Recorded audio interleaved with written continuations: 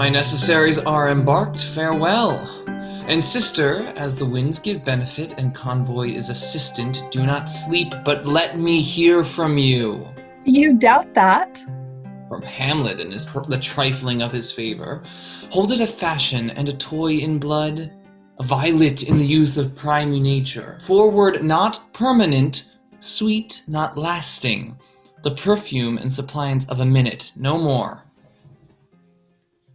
No more but so. Think it no more. For nature, crescent does not grow alone in thews and bulks, but as this temple waxes, the inward service of the mind and soul grows wide withal. Perhaps he loves you now, and now no soil nor caudle doth besmirch the virtue of his will, but you must fear. His greatness weighed, his will is not his own. For he himself is subject to his birth. He may not, as unvalued persons do, carve for himself, for on his choice depends the safety and health of this whole state. And therefore must his choice be circumscribed unto the voice and yielding of that body whereof he is the head. Then, if he says he loves you, it fits your wisdom so far to believe it, as he is in his particular act and place. May give his sang deed, which is no further than the main voice of Denmark goes withal. Then weigh what loss your honor may sustain, if with too credent ears you list his songs, or lose your heart or your traced treasure open to his unmastered importunity. Fear it, Ophelia, fear it, my dear sister, and keep you in the rear of your affection, out of the shot and danger of desire. The chariest maid is prodigal enough. If she unmask her beauty to the moon, virtue itself scapes not calumnious strokes. The canker galls the infants of the spring too oft before their buttons be disclosed, and in the morn and liquid dew of youth, contagious blasphements are most imminent. Be wary then, best safety lies in fear. Youth to itself rebels, though none else near. I shall the effect of this good lesson keep, as watchman to my heart. But, good my brother, do not, as some ungracious pastors do, show me the steep and thorny way to heaven, whiles like a puffed and reckless libertine himself the primrose path of dalliance treads, and recks not his own reed. Oh, fear me not. I stay too long, but here my father comes. A double blessing is a double grace. Occasion smiles upon a second leave. Yet here, Laertes, aboard, aboard, for shame. The wind sits in the shoulder of your sail, and you are stayed for. There, my blessing with thee, and these few precepts in thy memory see thou character. Give thy thoughts no tongue, nor any unproportioned thought his act. Be thou familiar, but by no means vulgar. Those friends thou hast, and their adoption tried, grapple them to thy soul with hoops of steel, but do not dull thy palm with entertainment of each new-hatched, unfledged comrade.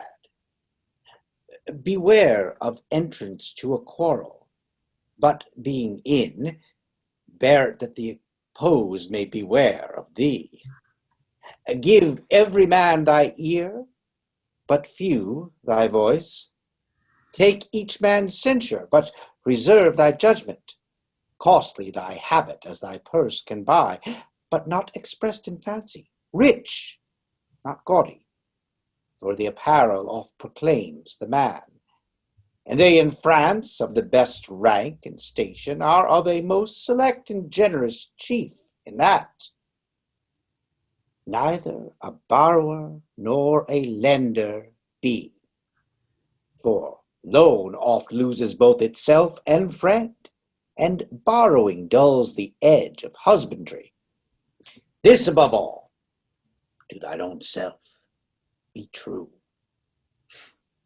And it must follow, as the night the day, thou canst not be false to any man. Farewell.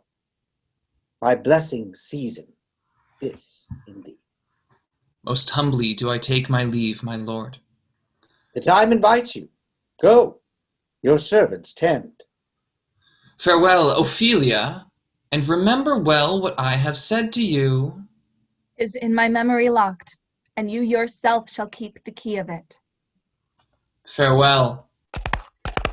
What is it, Ophelia, he hath said to you? So please you, something touching the Lord Hamlet. Marry, well bethought.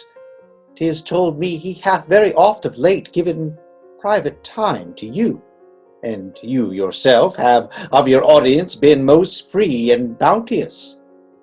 If it be so, as so 'tis put on me, and that in way of caution, I must tell you, you do not understand yourself so clearly as it behooves my daughter and your honor.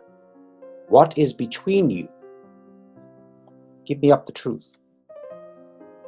He hath, my lord, of late made many tenders of his affection to me. Affection! Pooh!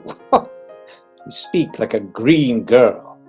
Unsifted in such perilous circumstance, do you believe his tenders, as you call them? I do not know, my lord, what I should think. Mary, I'll teach you.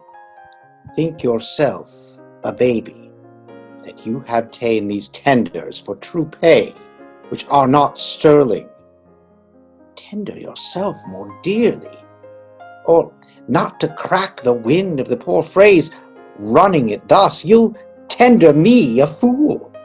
My lord, he hath importuned me with love in honorable fashion, Aye, fashion you may call it. Go to, go to.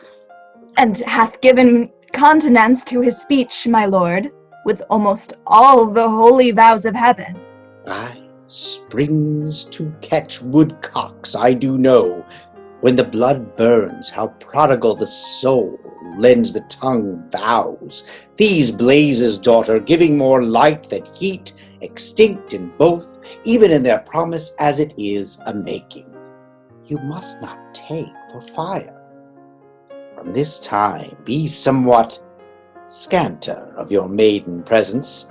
Set your entreatments at a higher rate than a command to parley. For Lord Hamlet believes so much in him that he is young, and with a larger tether may he walk than may be given you.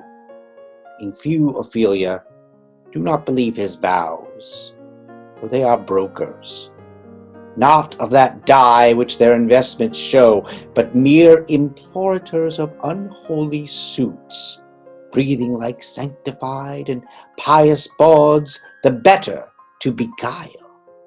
This is for all.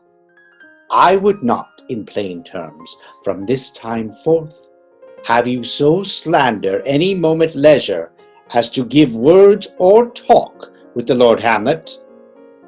Look to it. I charge you, come your ways. I shall obey, my lord.